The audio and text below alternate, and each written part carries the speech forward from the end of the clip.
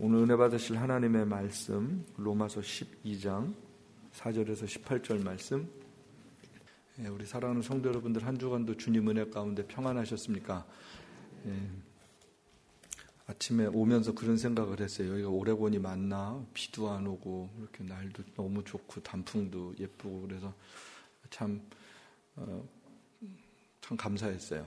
그래서 아름다운 오레곤 같이 우리의 믿음도 아름답고 우리의 마음도 좀 아름답고 그러면 좋겠다. 그냥 그런 생각을 해보게 됐어요. 아름다운 마음, 아름다운 믿음이 무엇으로 가능하냐 하면 오직 하나님을 아는 지식으로 채워질 때만 가능합니다. 하나님을 아는 만큼 우리가 하나님을 닮아가게 되어 있고요. 하나님을 닮아가는 것만큼 우리의 인생 또한 복되다라는 것이죠. 오늘 제목이 영적 예배 두 번째로 화목이라는 말씀을 나누고자 해요. 계속해서 제가 지난 한 달 동안 로마서에 있는 본문을 가지고 지금 말씀을 드리고 있어요. 그래서 첫 번째는 이신칭의 justification, 우리가 어떻게 하나님의 백성이 어떻게 의롭게 되어지는가라는 부분이죠. 믿음으로 얻는 의에 대한 말씀이었어요. 우리가 죄인으로 태어나서 죄를 지울 수밖에 없는 존재인 것을 인정하는 것이 시작이죠. 내가 죄를 짓는 것이 죄를 지울 수밖에 없는 본질상 죄인으로 태어났구나라는 것을 인정하는 것이죠. 그래서 우리 스스로가 우리를 구원할 수가 없는 거예요. 그래서 이 죄인을 구원하는 하나님의 방법, 예수 그리스도가 십자가에서 우리의 죄를 대신 거기서 담당하시고 그리고 그 죽음을 통해서 용서하시는 하나님의 구원을 믿으면 그 믿음을 하나님은 의로 여기신다라는 것이에요. 그게 하나님의 구원이었습니다. 그리고 제가 두 번째는 예수는 주라는 거 말씀을 드렸어요. 예수님께서 우리의 십자가를 위해서 죽으셨어. 이거 믿기만 하는 것이 아니라 로마 시대에는 그런 관념적인 신앙이 아니라 그분이 그래서 우리의 이제 주인이셔라는 거예요. 구주이셔. 나를 구원해 주셨을 뿐만 아니라 그분은 내 삶의 주인이셔. 나의 왕이야 라는 고백을 하는 거죠. 그런 진정한 신앙 고백, 그런 신앙 고백 가운데 세례가 베풀어지게 되고 그렇게 세례를 받았던 사람이 한 공동체를 이루었던 초대교회 신앙 고백을 우리가 보았어요. 그래서 그 사람들은 로마 황제에게 복종하고 살았던 사람들이 아니라 하나님 앞에 살았던 사람들, 그리스도를 위해서 살았던 삶, 새로운 삶을 그들은 살았다라는 것이죠. 그리고 제가 영적 예배에 대해서 말씀을 드렸어요. 그럼 우리의 삶이 어떻게 바뀌어지게 되는가?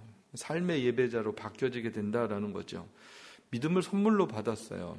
예수님을 구주로 고백하게 됐어요. 그럼 우리의 삶의 변화라는 게 오게 됩니다. 그 로마서 12장부터 보면 어떻게 그럼 살 것인가? 나에게 믿음도 있어요. 예수님이 나의 구주가 되셨어요. 그럼 그 다음엔 어떻게 살아야 되지에 대한 질문이 생기고 그 답을 찾아서 살아가는 게 그게 올바른 신앙생활이다라는 거죠. 어떻게 하나님의 자녀다운 삶을 살 수 있을까? 저와 여러분이 늘 그 고민하는 거예요. 어떻게 하면 하나님의 자녀다운 삶을 살 수 있을까? 좀 더 믿음 좋은 삶을 살 수 있을까? 여기서 시작은 우리의 몸, 산 제사로 드려라. 이렇게 성경은 가르쳐주고 있죠. 우리 마음, 생각, 우리의 삶의 모든 것이 하나님의 것이다라는 거예요. 이게 영적 예배다라는 것이에요. 그래서 우리 자신이 하나님 앞에 제물로 드려지는 것, 그 원리예요. 이게 영적 예배다라는 거죠. 그렇게 사니까 그 원리들이 나와요. 세상을 본받을 수 없구나라는 거예요. 이 세상에 있지만 이 세상 사람들이 가는 길을 갈 수 없어요. 세상 사람들이 좋아하는 것 우리도 좋지 않다라는 거예요. 그냥 잘 먹고 잘 살고 나 행복하면 되지, 이게 신앙생활이 아니었다라는 거죠. 그렇게 해서 평안한 것이 하나님의 백성의 평안이 아니었어요. 그래서 성경은 이 세상을 본받지 말아라 라고 가르쳐주고 있죠. 또 하나는 그래서 우리 마음이 새롭게 변화를 받았어야 돼요.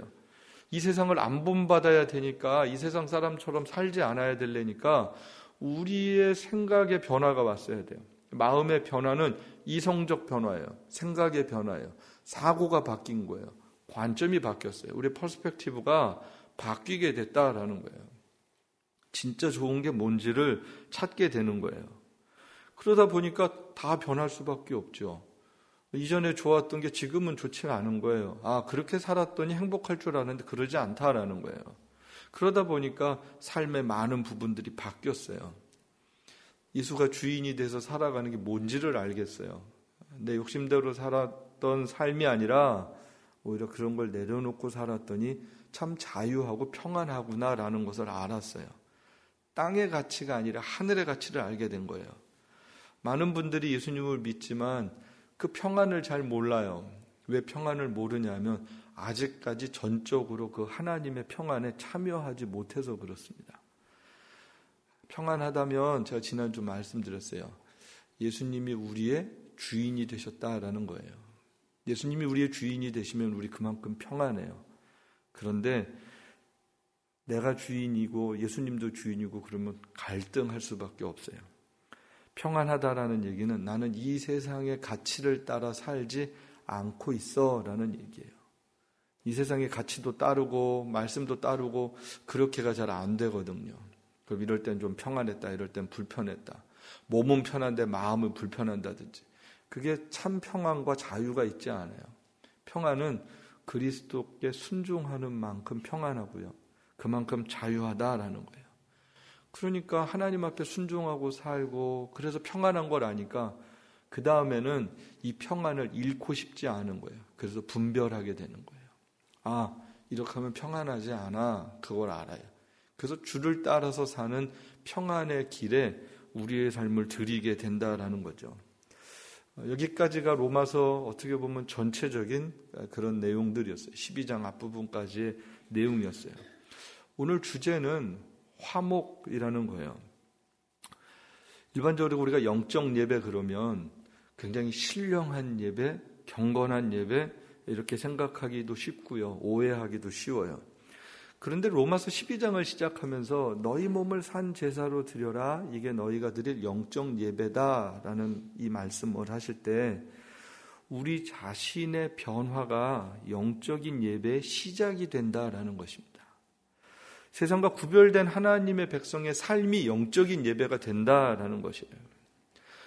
이렇게 따로 모여서 막 무슨 이런 경건하고 막 이런 게 영적인 예배가 아니라 저와 여러분의 삶의 자리가 하나님의 말씀을 따라 순종할 때 그 자리가 진짜 영적인 예배의 자리가 된다라는 거예요.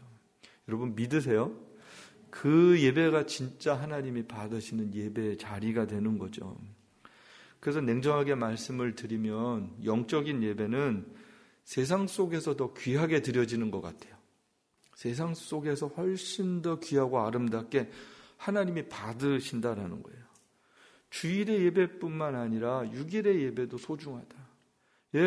주일에 와서 우리를 구원하신 하나님 앞에 예배하고 또 그렇게 믿음의 삶을 살지 못했던 것을 회개하고 다시금 하나님의 능력을 입고 세상을 살아가기를 소망합니다라는 그 예배와 함께 세상에 나가서 살아가는 그 삶의 예배 같은 선상에 있고 다르지 않은 영적 예배의 자리다라는 것이죠.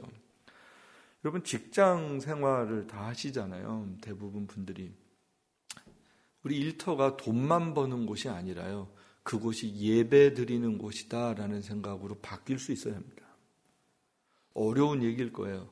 그런데 내가 일하는 일터가 하나님을 예배하는 곳이다라는 거예요.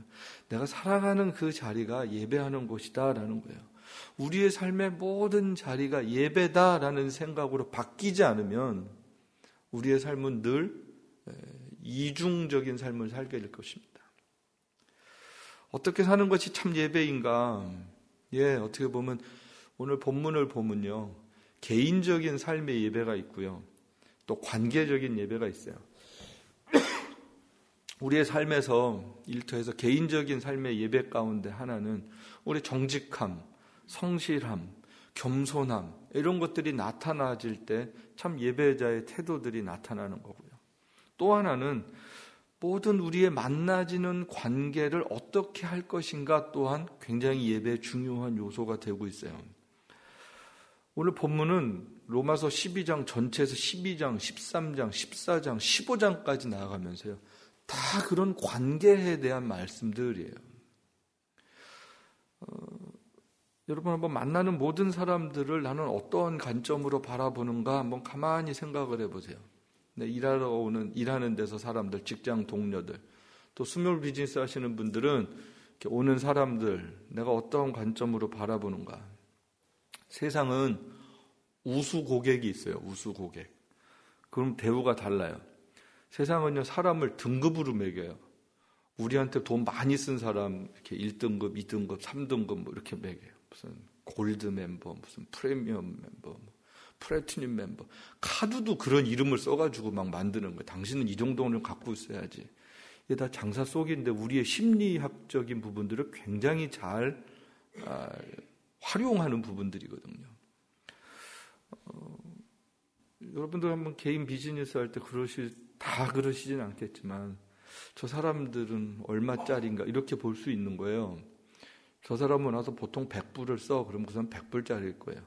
저 사람은 오면 한 20불 써. 그럼 그 사람을 얼마짜리로 보기 쉬운 거예요? 20불짜리로 볼 수 있어요. 예, 제가 무슨 부동산 에이전시는 아닌데 어떤 사람에서 빌딩을 하나 사고 싶다고 한 100만 불짜리. 그럼 그 고객은 100만 불짜리예요. 어떤 사람이 와서 나 10만 불짜리 집 하나 찾아달라고. 그러면 누구에게 더 마음을 많이 쓸까요? 저부터도 100만 불짜리한테 더 잘 갈 것 같아요. 그게 우리의 본성이에요. 그런데 주님은 어떻게 보실까라는 부분이죠. 세상은 사람을 물질로 보는 경향이 있어요. 그 세상이죠. 얼마나 나에게 유익한가. 그런 관점으로 나에게 유익이 되는 관점으로 사람들을 대하는 게 우리의 본성입니다. 아주 자연스러운 속성들이에요. 그런데 예수님은 어떤 관점으로 사람들을 보셨을까라는 거예요. 죄로 인해서 상실된 하나님의 형상들이 회복되기를 원하는 마음으로 사람들을 보셨다라는 거예요. 개인들의 깨어진 마음이 하나님과 어떻게 하면 화목할 수 있을까로 보시는 거예요. 깨어진 마음의 사람들의 관계가 어떻게 하면 화목할 수 있을까라는 관점으로 예수님은 보셨다라는 거죠. 화목은 관계적 개념이죠. 관계예요, 관계. 화목한 관계. 하나님과 화목이 깨어졌어요. 원래 우리의 사람들이. 그래서 우리 사람들이 하나님께 갈 수가 없는 거예요. 그러다 보니까 우리 죄인들의 삶이 늘 갈등의 연속이에요.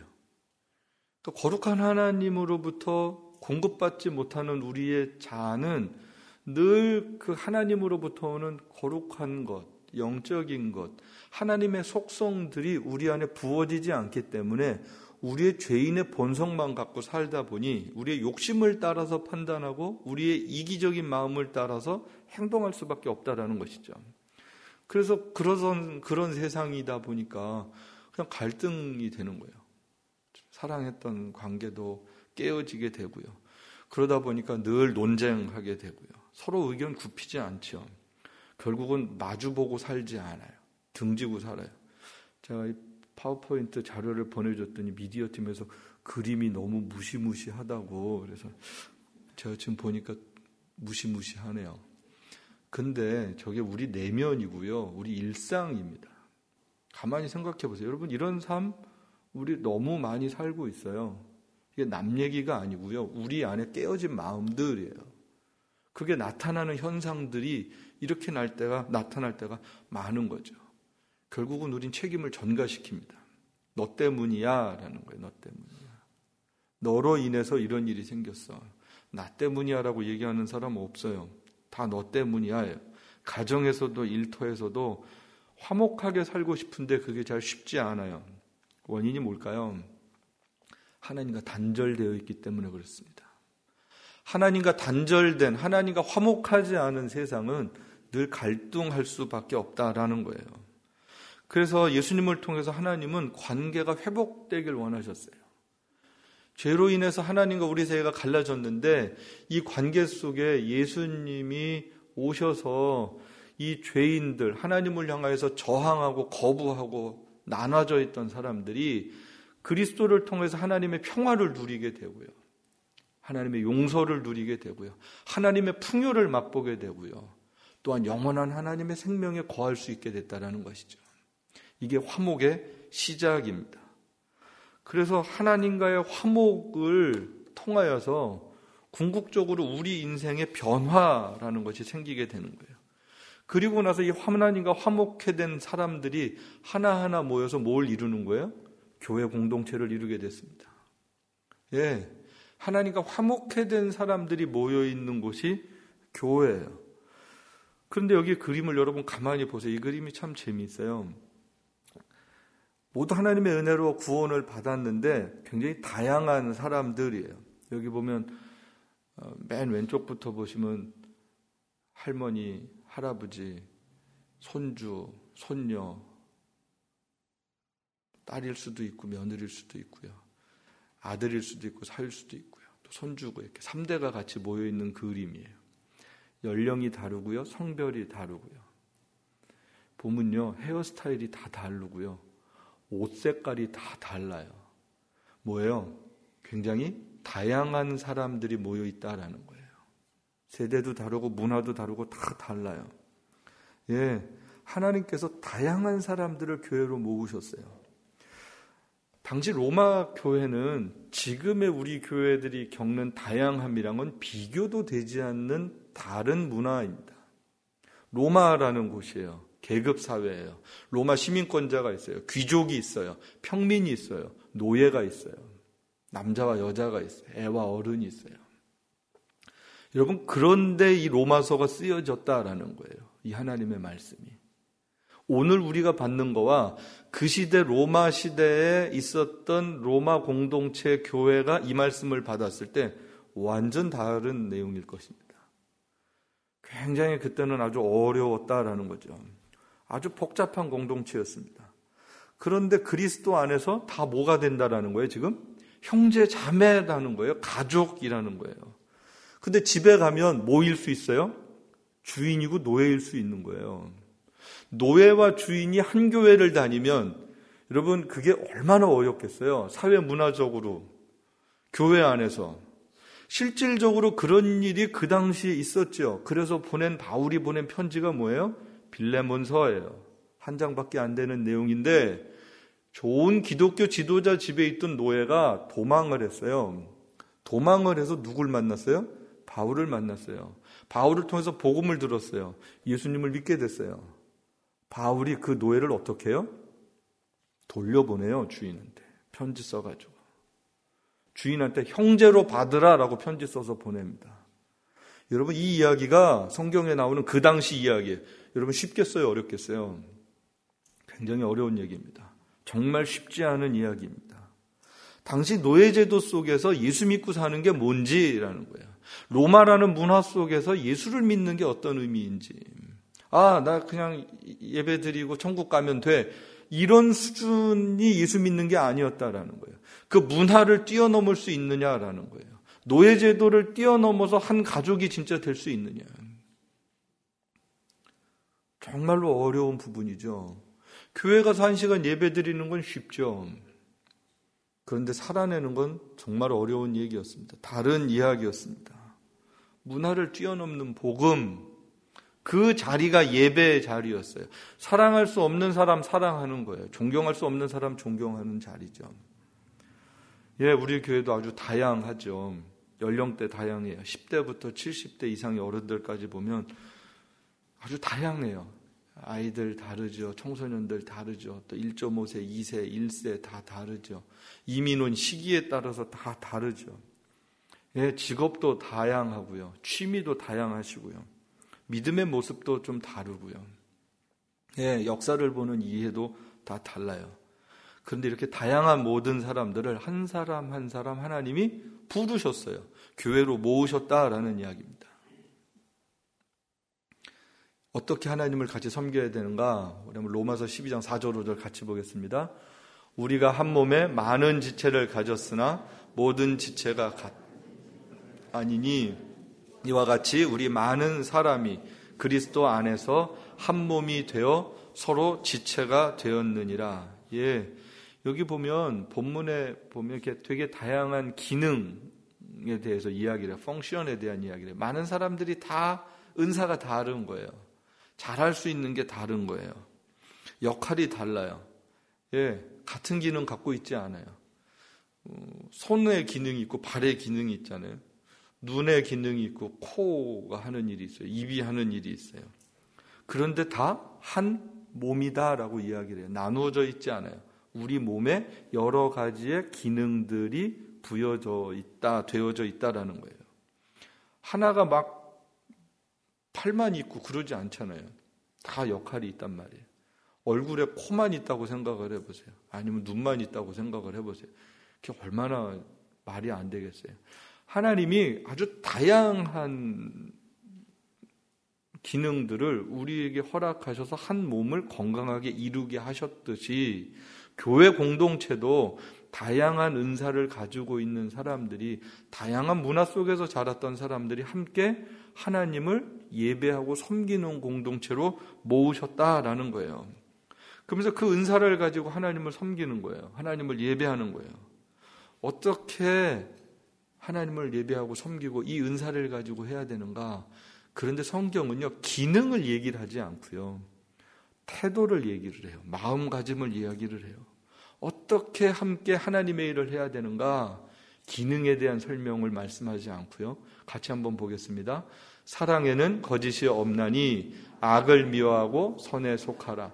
형제를 사랑하여 서로 우애하고 존경하기를 서로 먼저 하며. 예, 여기에 보니까 일을 잘해라, 일을 열심히 해라 이러지 않고 서로 형제를 사랑하여 이렇게 이야기를 해요. 성경은 기능을 말하지 않습니다. 그 기능은 하나님이 우리에게 주셨어요. 각자 이미 있어요. 관계를 이야기를 해요. 어떻게 사랑해야 되는지. 여기 보면 여기서 사랑하라, 존경하는 마음으로 서로 높여라 이렇게 번역을 할 수 있거든요. 존경하는 마음으로 서로 높이면서 사역을 하는 것을 가르쳐주고 있어요. 사역 이전에 사람이 먼저예요. 관계가 먼저였어요.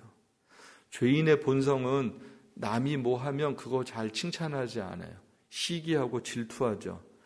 잘하는 사람 잘해도 그거 보기 싫어해요. 그러면 흠잡고 싶어해요. 잘못하는 사람 있어도 그럼 또 잘못한다고 무시하기 쉬워요. 그러니까 잘해도 꼴보기 싫고요, 잘못하면 그냥 보기 싫어요. 그게 우리 본성이에요. 그게 참 우리 웃겨요.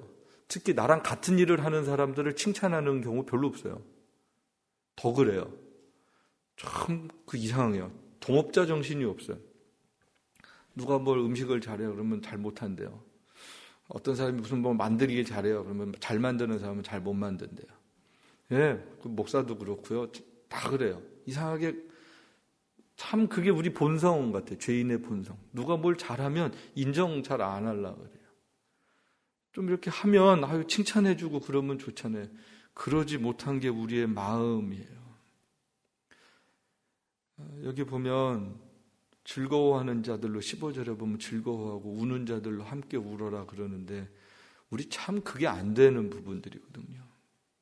누구 좋은 일 있으면요, 그 사촌이 땅 사면 배 아프다는 말이 있잖아요. 왜 그럴까? 왜 축하를 못할까? 죄인이라서 그래요. 여러분, 남이 잘 될 때 축복해주고 참 축하하는 마음이 진짜 있으면요, 그분 진짜 예수 믿는 사람이에요. 그리고 진짜 훌륭한 사람이에요. 제가 보면 남 잘 못할 때 그냥 안타까워하고 어떻게 하면 도와줄까 이런 마음 있는 사람 정말 존경스러운 사람이에요. 우리 그게 잘 안 되거든요. 오죽하면 성경이 기록했어요. 즐거워하는 자들로 같이 즐거워하라. 못해서 써 있는 거예요. 잘하는 건 안 써 있어요. 우리 본성과 거슬리는 내용들이에요. 여러분, 남의 집애가 잘 됐어요. 별로 안 좋아한다니까요. 겉으로 축하해 그러지 별로 안 좋아해요. 시기할 때가 많고요. 질투할 때가 많고요. 누가 잘 됐어요. 아유 좋겠네. 이게 진짜 좋다는 거예요? 아니면 기분 나쁘다는 거예요? 그러니까 어감이 있어요, 어감이. 쓰면 몰라요. 문자는 몰라요. 아유, 좋겠다. 이게 아주 안 좋은 거거든요. 너는 좋은데 난 안 좋아. 넌 좋은데 난 안 좋아. 갑자기 배가 아프다야. 뭐 이 얘기예요. 성경은 어떻게 관계를 잘해서 예수 믿어야 되나? 예수 믿는 게 뭔가? 여기 와서 무릎 꿇어 기도하는 게 예수 잘 믿는 게 아니라 같이 울 수 있고 같이 즐거워할 수 있고 이게 진짜 예수 잘 믿는 거다. 그게 예배다라는 거 가르쳐주고 있죠. 예, 박해하는 사람에겐 어떻게 하라 그래요? 축복하래요. 박해하는 사람도 축복하래요. 얼마나 사랑하고 얼마나 존중하는가. 우리가요 되게 다양해요. 다르다고 생각하면 다른 사람의 이야기를 들을 수 있는 여유가 있습니다. 근데 틀리다고 생각하면 나쁜 놈 그러면 끝나는 거예요. 근데 우린 다름을 존중하지 않아요. 자꾸 틀렸다라고 생각을 해요. 나와 같이 않으면 틀렸어. 나쁜 사람이야. 쟤 이상해. 그러면 그냥 그걸로 끝이에요. 그 다른 사람에게 또 이야기해. 참 이상해 저 사람. 그럼 그 사람은 알지도 못하면서 그냥 갑자기 이상한 사람이라 그래요. 이게 뭐예요? 예배자로 살아가는 삶의 모습들이 아니다라는 거예요. 믿지 않는 세상 사람들이 우리를 핍박을 해도 성경은 지금 뭐라고 가르쳐 주는 거예요? 여기 보면 14절은 굉장히 좀 놀라운 말씀이에요. 너희를 박해하는 자를 축복하라. 축복하고 저주하지 말아라. 욕하지 말아라. 여러분, 박해하는 사람도 축복하는 게 예배 드리는 거예요. 누가 우리를 힘들게 해요. 직장에서 우리 괴롭혀요. 일터에서도 그런 사람이 있어요. 공동체에서도 우리 힘들게 하는 사람이 있어요. 그럴 때 뭐 하라? 축복하면 그 자리가 예배의 자리가 되는 거예요. 여러분 믿으세요? 그때 욕하면 그냥 죄인의 본성으로 사는 거고요. 그때 축복하면 진짜 예배자가 될 수 있다라는 거예요. 도대체 무슨 축복을 해야 되는 거예요? 저 사람도 예수님을 만나서 하나님의 은혜를 알게 되면, 하나님과 화목하게 되면 저렇게 살지 않을 텐데 하나님 은혜를 베풀어 주세요라고 기도해 주는 게 축복이죠. 잘못할 때 너 잘났어. 이게 축복 아니거든요. 그렇게 사세요 그냥. 이 큰 욕이죠 서로. 그렇게 하는 게 아니라 그도 하나님을 만나면, 그도 그리스도의 은혜를 알면, 그도 십자가 앞에서 자기가 발견되어지면 우리가 이렇게 힘들지 않을 텐데 하나님 은혜를 베풀어 주세요. 이게 축복의 관계죠. 영적 예배가 그런 거예요. 그래서 영적 예배는 이런 아름다운 화목을 유지하기 위해서 끊임없이 노력하는 자리가 참 예배 자리다라는 것이에요. 여러분 로마서 12장 17절 18절 말씀 한번 같이 보겠습니다. 아무에게도 악을 악으로 갚지 말고 모든 사람 앞에서 선한 일을 도모하라. 할 수 있거든 너희로서는 모든 사람과 더불어 화목하라. 예, 악한 일에 악하게 반응하지 말아야 될 것에 대해서 말씀합니다. 누가 악하게 했어요? 그럼 우리 그냥 금방 악이 나가요. 누가 못되게 했어요? 못됨이 나가요. 그렇게 하지 말아라 라는 거예요. 모든 사람 앞에서 선한 일을 도모하라. 할 수 있거든 모든 사람과 더불어 화목해라. 하나님의 평화를 모든 사람과 나눠라 라고 지금 이야기를 하고 있죠. 여러분 악한 일에 악하게 반응하면 그게 지는 거예요. 그때 우리 실패하는 거예요. 우리 그때 무너지는 거예요. 신앙생활 잘하다가 악하게 반응하는 순간 그냥 다 쏟아놓는 거예요. 그럼 다시 시작해야 돼요. 다시 시작하는 거예요. 하나님 내가 아직도 여기에 있네요. 아직도 멀었네요. 좀 나아졌는 줄 알았는데 하나님 아직도 형편없는 우리 자신이 발견되어집니다. 용납이 잘 안 되고요. 용서가 잘 안 되고요. 나를 잘 다스리지 못하고요. 그런 우리의 마음, 그런 우리의 속에 있는 우리의 속사람의 본성들, 죄인의 본성들이 막 드러날 때 그때 다시 십자가 앞에서 시작해야 되는 거예요. 그러면 거기서부터 우리의 영적 예배는 다시 시작하게 되는 거죠. 여러분 미움의 자리에 용서와 기다림이 참 예배입니다. 갈등의 자리에 하나님의 축복을 기도할 수 있다면 저는 그곳이 천국이라고 확신합니다. 우리 서롱도 여러분들의 삶을 예배로 가꾸는 것을 여러분들 생각할 수 있었으면 좋겠어요. 그래서 하나님, 내가 있는 자리가 예배자가 되는데 기뻐할 때 기뻐할 수 있고 우는 사람과 같이 울 수 있고 나를 욕하는 누군가를 내가 축복할 수 있고 연약한 사람을 위해서 손잡아 줄 수 있는 하나님, 그런 마음이 나에게 있게 하셔서 내 안이 먼저 예배자가 되고 그 다음에 하나님, 그런 삶을 정말로 살아내는 그런 삶의 예배자가 될 수 있도록, 정말로 하나님과 화목하기 때문에 모든 사람들과 더불어 화목할 수 있는 그런 예배자가 될 수 있도록 하나님, 나에게 은혜를 베풀어 주옵소서. 여러분, 한번 이런 기도하고 한 주간을 정말 살 수 있게 되기를 주님의 이름으로 축복합니다. 우리 한번 같이 기도하겠습니다.